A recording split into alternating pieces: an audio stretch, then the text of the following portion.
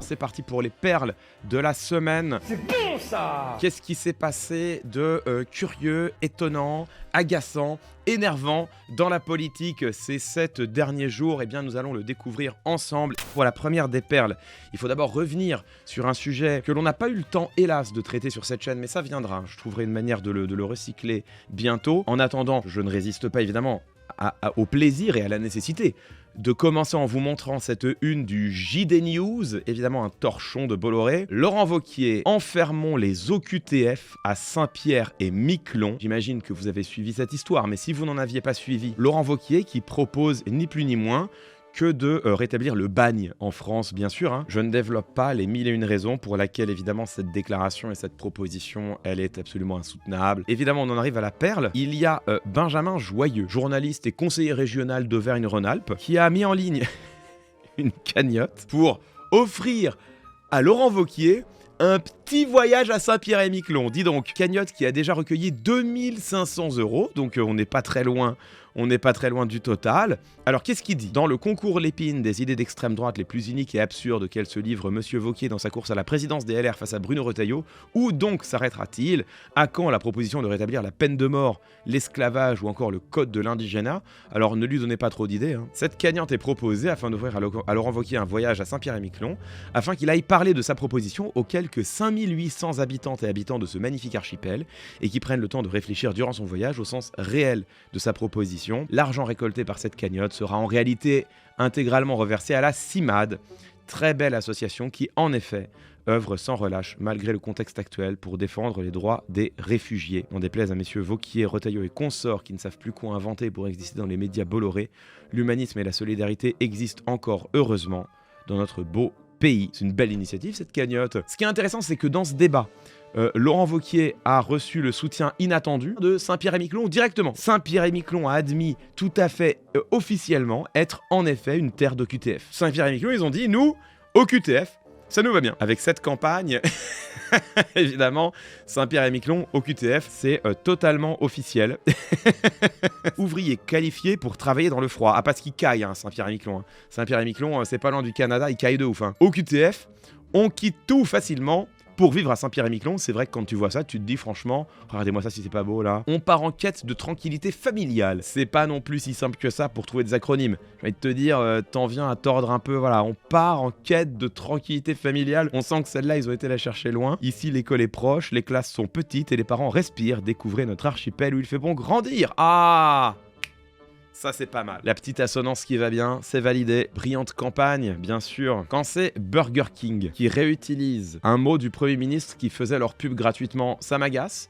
Burger King. Quand c'est Saint-Pierre-et-Miquelon qui utilise les mots d'un fasciste pour faire sa pub, là tout d'un coup ça me va. D'une idée de fasciste naissent parfois des campagnes tout à fait réjouissantes. Merci Saint-Pierre-et-Miquelon. L'Agence nationale pour la sécurité du médicament qui nous sort une campagne sur le bon usage des médicaments contre l'anxiété et l'insomnie sévère. Ah, je vois pourquoi elle peut agacer. En effet, on va la regarder ensemble. Les médicaments contre l'insomnie, c'est pour quelques nuits. La lecture, c'est autant qu'on veut. C'est génial. Effectivement, une campagne de santé publique qui alerte contre le risque d'addiction ou d'accoutumance à des substances qui sont pas anodines, hein, et notamment des somnifères, j'ai envie de te dire, pourquoi pas? Mais alors, la lecture, c'est autant qu'on veut. Il y a quand même un truc un peu paternaliste. Alors attendez, apparemment, c'est pas la pire. Les médicaments contre l'anxiété, c'est pour une courte durée. Voir ses potes, c'est non-stop. Aïe, aïe, aïe, aïe, aïe. En fait, c'est ça qui est terrible, c'est que c'est culpabilisant. Si les troubles en question se soignaient avec des remèdes aussi simples, probablement que les gens n'auraient pas besoin de substances. Il faut peut-être faire confiance aux gens que s'ils ont besoin de substances pour aller mieux, ben c'est peut-être précisément qu'ils en ont besoin. T'as peut-être pas besoin de les culpabiliser en disant... T'es encore sous anxio? Bon, tu sais ce qui est mieux qu'un anxiolytique? C'est vraiment une bonne bière avec un pote. Attention avec modération, on est vraiment, va voir les copains, c'est dommage, mais ça va. Les médicaments contre l'anxiété, c'est pour une courte durée. L'activité physique, c'est sans modération. Ah ouais, là, ils ont vraiment tout fait. Hein. Allez, le dernier. Oh, c'est le meilleur. Les médicaments contre l'insomnie, c'est pour quelques nuits.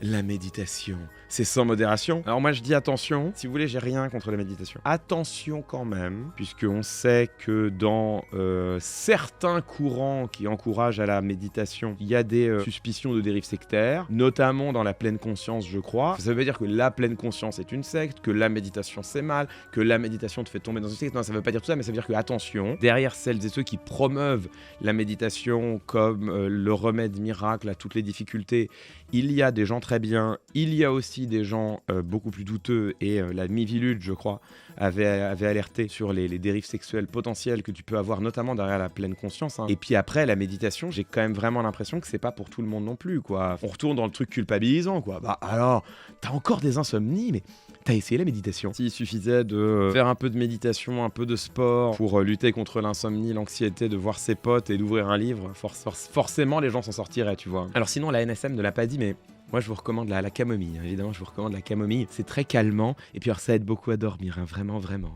Ah bon ? L'exigence d'exemplarité, c'est pas pour les merles. Bravo, personne va entendre. Oh oh ah Il aurait peut-être fallu les taxer un peu plus, mais... Ah Alors attendez, on continue. France 2, au moment de la mort du pape... Et le pape reste au Vatican. Ils sont passés évidemment en édition spéciale, hein, bien sûr, avec un titre que vous allez voir, mais que je vous lis immédiatement. Le titre, c'est Le pape François est mort à 88 ans. Ils ont cassé leur grille des programmes pour couvrir l'événement. Le seul problème, c'est qu'ils ont oublié de changer le titre de l'émission sur la grille qu'ils envoient, j'imagine, au décodeur TV. Et donc ça donne ceci, regardez-moi ça. Tout le monde veut prendre sa place. Terrible. C'est du génie. Ils ont oublié de changer le titre du stream. C'est pas grave, mais c'est quand même rigolo. Il y a pas mort d'homme, très drôle. Alors, pour le coup, c'est rare. Je sais pas si c'est du génie ou un scandale. On va demander à la Vox Populi. On est sur France Info, alors attention, hein, France Info TV. Hein. Ils sont en train de couvrir le duel masqué entre Le Pen et Bardella. Ils ont osé le bandeau suivant, mesdames, messieurs. Le Pen, Bardella, 2 points, vers le grand remplacement. Nique ta mère. Là, j'ai besoin de vous. Est-ce que c'est du génie ou est-ce que c'est un scandale? Vous aimez bien? Moi je dis génie, vous aimez bien. C'est du génie, très bien, très bien. Ils sont fous. Bon, c'est bon, France Info, la Vox Populi a parlé, c'est du génie. Ça aurait limite pu être le titre d'un stream ou d'une vidéo YouTube qu'on fait nous. Donc je trouve ça assez marrant, mais bon, après avec vous, je sais jamais. Hein. Mais là, je fais attention avec vous, là, avec les wokistes d'extrême gauche, là. Bruno Retailleau, invité de Benjamin Duhamel, il y a quelques temps. C'est court mais intense. J'aime le couscous. On bat les couilles, frère. C'est une confession que je vous fais ce soir, c'est le scoop que je voulais faire à BFM sur votre antenne, cher Benjamin Duhamel. J'aime le couscous, j'adore le couscous. On n'en attendait pas moins. À chaque fois que Retailleau, il balance une dingue, il lâche. Voilà, c'est une manière de s'auto-rassurer quand il sait qu'il vient dire une dingue. On va voir le contexte, parce que potentiellement c'est d'un racisme hallucinant. Vous, président, vous auriez invité Yacine Bellatar à une visite d'État Je vous rassure, je suis pas président. Donc, non, ça m'a pas échappé. Voilà. Non, mais moi, évidemment, compte tenu de ce que je sais, de ce que j'ai dit sur lui, c'est vu Comment tu pars de là et t'en arrives à j'aime le couscous? En vrai, c'est assez fascinant. Hein. ce qu'il a dit sur moi. Oui, il a dit j'ai vu Bruno Retailleau manger un couscous, c'est bien la preuve qu'il est pas raciste. J'aime le couscous. Quoi? Things escalated so quickly. Tout ça, ça part d'une blague de Yacine Bellatar. Ça s'est tellement bien passé, j'ai vu Retailleau manger du couscous. Et derrière lui, il reprend ça premier degré. Et en fait, c'est ça qui est intéressant. C'est là où il y a un côté quand même, je suis pas raciste, j'aime le couscous, je suis pas raciste, j'ai une amie noire, voire à la Morano. Dont ma meilleure amie, qui est tchadienne, donc plus noire qu'une arabe. Quand il dit je vais vous faire une confession, on voit bien l'hyperbole, on voit bien que c'est une hyperbole, on voit bien que c'est une forme de jeu, parce qu'en fait derrière ça n'est pas vraiment une confession, et on voit bien qu'il y a un peu de, il y a effectivement un peu d'humour, mais quand même, il insiste quand même vraiment très fort. Et puis alors, il y a, n'oubliez pas le voilà, qui chez Bruno Retailleau existe à chaque fois qu'il te dit une dinguerie. Il a dit voilà. Quand tu combines tout ça ensemble, il y a quand même un truc un peu gênant. Est-ce que en disant cette phrase, il pense vraiment argumenter le fait qu'il n'est pas raciste? Je ne crois pas. Mais par contre, tu sens quand même que dans cette phrase, il se dit qu'il est en train de dire quelque chose de provoquant. Et pour en arriver à considérer que dire je mange du couscous c'est provoquant, c'est quand même que t'es pas serein, tu vois, sur la question du racisme à l'égard des Maghrébins. Il y a quand même une règle rhétorique essentielle qui est ce que l'on énonce, c'est ce qui ne va pas de soi. Ce que l'on a besoin de préciser, c'est ce qui avait besoin d'être précisé. Et en fait, le fait qu'il insiste aussi longtemps sur j'aime le couscous, c'est quand même révélateur d'une forme d'absence de sérénité qui est quand même assez folle, quoi. Et donc, on est quand même pas très loin de je suis pas raciste, j'aime le couscous. Alors ça, c'est la blague de Bellatar, mais en fait, Retailleau, il la reprend quand même, pas forcément forcément au premier degré, mais pas non plus au deuxième degré complètement, tu vois. Allez, dernière perle, vous êtes pas prêts, j'ai gardé bien sûr le meilleur pour la fin. On est sur le plateau de CNews, c'est Pascal Praud qui parle. Et la vidéo est retweetée directement par Frontière. Frontière, le torchon d'extrême droite. D'ailleurs, très bon épisode d'Usul et Loumi sur ce torchon qui est Frontière. Je vous invite à aller regarder ça. C'est paru sur YouTube dimanche dernier, bien sûr. Je ne sais pas ce qui s'est passé. Apparemment, c'est Frontière qui publie lui-même sur YouTube le passage dans lequel Pascal Praud réagit à l'intimidation contre les journalistes de Frontière, bien sûr. Hein. Mais moi, personnellement, j'ai pas de problème parce que des journalistes de droite ou d'extrême droite viennent à l'Assemblée nationale. Mais il n'y a pas de journalistes d'extrême droite. Pardonne-moi, c'est un concept qui est dans votre tête. Ça existe l'extrême droite comme ça existe l'extrême gauche. Oui, mais c'est très bizarre, on ne parle pas... L'extrême gauche existe, mais je pense que l'extrême droite, je suis pas sûr que ça existe. Ah ouais, il va vraiment très loin. L'extrême droite n'existe pas, par contre l'extrême gauche, oui. C'est sûr que dans leur tête, Valeurs Actuelles, c'est juste de droite, Frontière, c'est juste de droite, CNews, c'est pas de droite, CNews, c'est simplement que ça donne la parole à tout le monde, donc évidemment, ils contestent le concept même d'extrême droite, tout en qualifiant la France Insoumise, bien sûr, d'extrême gauche. En fait, ce qui est intéressant là, c'est le degré de mauvaise foi, c'est le côté café du commerce. Ils sont tous attablés au comptoir, ils sont là genre franchement, l'extrême droite, ça existe même pas. De toute façon, l'extrême droite, c'est un truc de gauchiste, c'est un truc d'extrême gauche, c'est l'extrême gauche qui accuse l'extrême droite, alors qu'en fait, c'est juste la droite.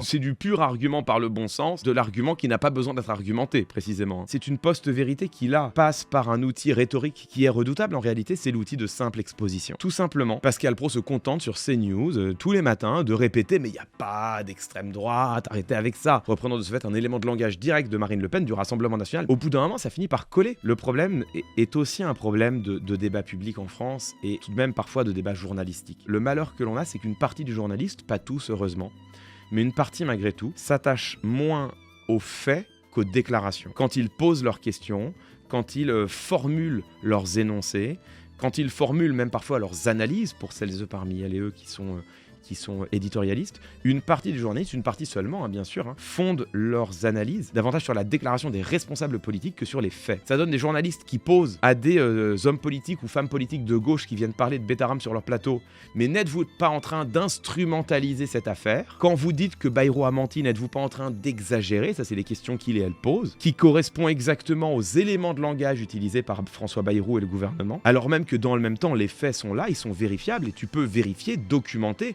argumenter de manière absolument implacable que oui, factuellement, il a menti. Et il en va de même pour cette question de extrême gauche, extrême droite, et c'est là où tout est le problème, c'est que l'effet de simple présentation, quand je vous dis qu'il colle, il finit par coller sur les journalistes eux-mêmes, et vous avez toute une partie des journalistes qui aujourd'hui, au lieu d'aller voir les travaux de sciences politiques, les travaux d'historiens, au lieu d'inviter sur leur plateau des experts reconnus, qui pourrait venir leur expliquer ce qu'est l'extrême droite et pourquoi est-ce que la science politique considère unanimement que le Rassemblement National en fait partie, ce qu'est l'extrême gauche et pourquoi la science politique considère unanimement que LFI n'en fait pas partie, au lieu d'aller voir les faits, d'aller voir les analyses, de se centrer sur les experts qui ont travaillé sur cette question, et même d'en revenir aux propositions contenues dans les différents programmes qui permettent de poser ces étiquettes d'une manière assurée, eh bien une partie des journalistes finissent par se laisser gagner par le discours du Rassemblement National lui-même. Et voilà comment est-ce que progressivement, cette idée, initialement portée uniquement par Jean-Marie Le Pen, Marine Le Pen, puis par tous les éditorialistes de facto d'extrême droite, en tout cas qui relayent leur rhétorique, cette idée aujourd'hui, elle s'est répandue dans une grande partie des analyses et des mots des journalistes, y compris sur des chaînes et dans des médias mainstream. On finit par avoir aujourd'hui Pascal Praud qui peut se permettre quand même sur son plateau de dire « mais extrême droite, mais est-ce que ça veut dire quelque chose? J'en suis même pas sûr. » C'est même pas qu'il dit « le RN n'est pas d'extrême droite ». Là maintenant il en est à te dire « mais il n'y a pas d'extrême droite ». Quelques semaines après qu'en France, on ait des néo-nazis qui est paradé dans les rues de Paris après avoir agressé des militants de gauche en disant « Paris est nazi ». Tu as Pascal Praud sur CNews « mais il n'y a pas d'extrême droite en France ». Enfin, ça n'a jamais rien voulu dire. C'est le bout du bout de la fenêtre d'Overton. YouTube, c'est la fin de ces perles. J'espère que ça t'a plu. Bien sûr, on vous embrasse très fort. YouTube, on est plus de 350 000 sur cette chaîne. Abonnez-vous, ça fait plaisir, ça fait monter les compteurs, c'est super. Et puis on se retrouve pour la prochaine vidéo. Des bisous.